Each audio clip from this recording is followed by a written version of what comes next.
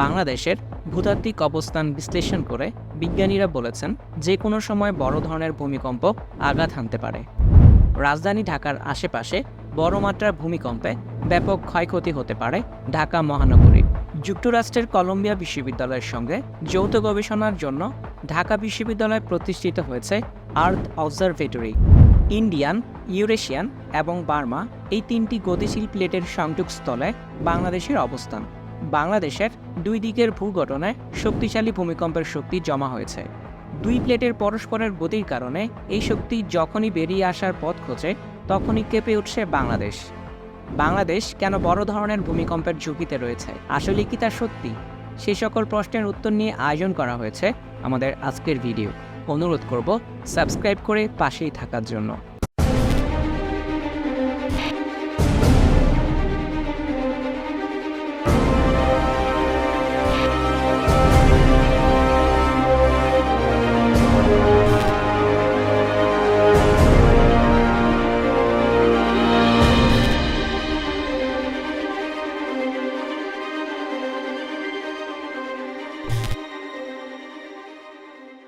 বাংলাদেশ বড় ধরনের ভূমিকম্পের ঝুঁকিতেই রয়েছে। এই বিষয়ে ঢাকা বিশ্ববিদ্যালয়ের আর্থ অবজারভেটরি ও আমেরিকার কলম্বিয়া বিশ্ববিদ্যালয় এক যৌথ গবেষণায় পরিচালিত হয়। এতে উঠে আসে যে বাংলাদেশ তিনটি টেকটনিক প্লেটের সংযোগস্থলে অবস্থান করছে। প্লেটগুলো হলো ভারতীয়, ইউরেশীয়, বার্মা প্লেট। এই তিনটি টেকটনিক প্লেটে ভূমিকম্প হওয়ার শক্তি ক্রমান্বয়ে জমা হচ্ছে। তাছাড়া বাংলাদেশের ভেতরে ও আশেপাশে 13টি ফল্ট লাইন রয়েছে। ডাউকি ফল্ট লাইন 300 কিলোমিটার পর্যন্ত বিস্তৃত হয়ে বাংলাদেশের দিকে চলে এসেছে। আবার ঢাকার কাছাকাছি সক্রিয় রয়েছে মধুপুর ফল্ট লাইন। সমন্বিত দুর্যোগ ব্যবস্থাপনা কর্মসূচি ও জাইকার যৌথ জরিপে বলা হয় 7-এর অধিক মাত্রায় ভূমিকম্প হলে কেবল ঢাকা শহরের 72,000 ভবন ধসে পড়বে। যুক্তরাষ্ট্রের কলোরাডো বিশ্ববিদ্যালয়ের রজাল বিলহাম এই বিষয় নিয়ে গবেষণা করেন। সেখানে তিনি দেখতে পান যে ইউরেশীয় প্লেটের নিচে ভারতের যে প্লেটটি রয়েছে সেটি স্থির হয়ে আছে।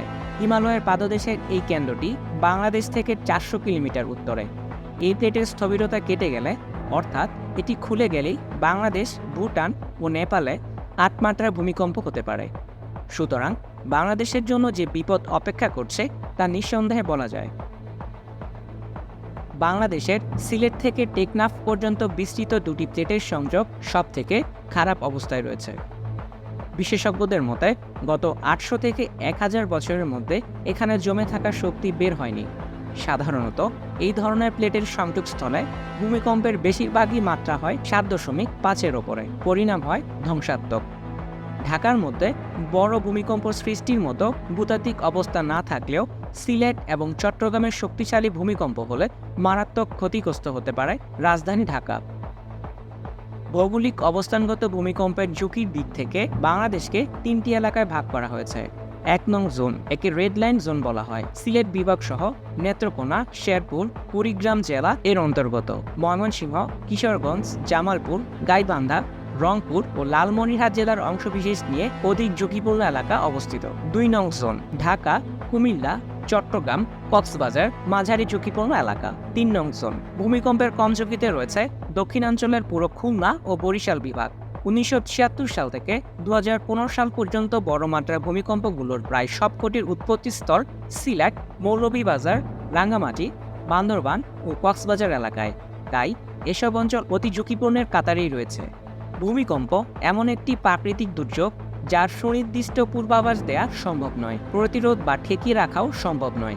বরঞ্চ যা করা যেতে পারে তা হলো গবেষণার মাধ্যমে ঝুঁকিপূর্ণ অঞ্চল শনাক্ত করে ওই অঞ্চলে ভূমিকম্প সহনীয় অবকাঠামো তৈরি করা, সতর্কতামূলক ব্যবস্থা গ্রহণ করা। যদি ভূমিকম্প আঘাত হানে সে সময় যেন যান ও মালের ক্ষয়ক্ষতি কম হয়। ভূমিকম্প সহনীয় নিরাপদ অবকাঠামো তৈরি এবং দুর্যোগ ব্যবস্থাপনা নিয়ে গবেষণা করছে বুয়েটের পুরকৌশল বিভাগ। সেখান থেকে জানা যায় ঢাকা শহরের সিটি কর্পোরেশন এলাকায় রয়েছে 4 লাখের বেশি ভবন। রাজুক এলাকায় যে সংখ্যা 12 লাখেরও বেশি, যার অধিকাংশই ভূমিকম্প সহনীয় নয়। ঢাকার অবকাঠামো যেমন দুর্বল, তেমনি মানুষের জনসচেতনতাও কম। সেজন্য যদি একটা বড় মাত্রা ভূমিকম্প হয় আমাদের ক্ষয়ক্ষতির মাত্রা অনেক বেশি হবে। ভূমিকম্পের মতো দুর্যোগের পর নিরাপদ আশ্রয় হিসেবে প্রয়োজনীয় খোলা জায়গাও নেই ঢাকা শহরে। ভূমিকম্পের দুর্যোগ মোকাবেলায় পর্যাপ্ত উন্মুক্ত জায়গা দরকার। বুয়েটের সঙ্গে যৌথভাবে সরকারের সমন্বিত দুর্যোগ ব্যবস্থাপনা কর্মসূচি সিডিএমপির এক সমীক্ষায় দেখা গেছে 7.5 মাত্রার ভূমিকম্পে ঢাকার 72,000 ভবন ধসে পড়বে, যেখানে তৈরি হবে 7 কোটি টন কনক্রিটের স্তূপ। এই পরিস্থিতি মোকাবেলায় কতটা প্রস্তুত বাংলাদেশ এই ঝুঁকি কমানোর জন্য? তাই প্রয়োজন জনসচেতনতা বাড়ানোর। জাপান একটি ভূমিকম্পন প্রবণ দেশ। সেখানে রিক্টার স্কেলে 10 মাত্রার ভূমিকম্পেও ভবন ভেঙে না পড়ার প্রযুক্তি ব্যবহার করছে। অধিক ঝুঁকিতে থাকা বাংলাদেশের রাজধানী ঢাকায় বহুতল ইমারত তৈরি হচ্ছে যাচ্ছে তাই ভাবে। বিল্ডিং কোড সঠিকভাবে মানা হচ্ছে না। ভূমিকম্প সংঘটিত হলে এর পরবর্তী কার্যক্রমের জন্য যথেষ্ট প্রস্তুতি থাকা দরকার। 2016 সালের 4 জানুয়ারি 6.7 মাত্রার ভূমিকম্পে কেঁপে উঠেছিল বাংলাদেশ। সেবার আতঙ্কেই মারা যান 6 জন। সেক্ষেত্রে বড় ধরনের ভূমিকম্প হলে কি হবে ভেবেই দেখুন। আমাদের দেশের ফায়ার সার্ভিস ও সিভিল ডিফেন্স আরও আধুনিকায়ন করতে হবে। পাশাপাশি স্বেচ্ছাসেবক বাহিনীকে প্রশিক্ষণের মাধ্যমে সবসময় প্রস্তুত রাখতে হবে। এছাড়া ভূমিকম্পের পর দেশের উপকূলীয় এলাকায় সুনামির আশঙ্কা থাকে। তাই পর্যাপ্ত আশ্রয়কেন্দ্র নির্মাণ ও হাসপাতালগুলোকে আধুনিক করতে হবে। জনগণকে সচেতন করার পাশাপাশি ভূমিকম্প নিয়ন্ত্রণে সঠিক গাইডলাইন তৈরি করতে হবে। সরকারি পৃষ্ঠপোষকতায় ভূমিকম্পের ওপর প্রতিনিয়ত গবেষণা করা উচিত। গবেষণালব্ধ ফলাফল বহুলভাবে প্রচার করতে হবে। ভূমিকম্প সহনশীল ভবন তৈরি, সঠিক পরিকল্পনা করা ও তার বাস্তবায়নের দিকে নজর দিতে হবে। অন্যথায় দুর্যোগ সংঘটিত হয়ে গেলে তা থেকে বেরিয়ে আসা কঠিন হয়ে পড়বে। ভূমিকম্পের ভয়ে আতঙ্কিত না হয়ে এ দুর্যোগ মোকাবেলার জন্য সবাইকে প্রস্তুত থাকতে হবে।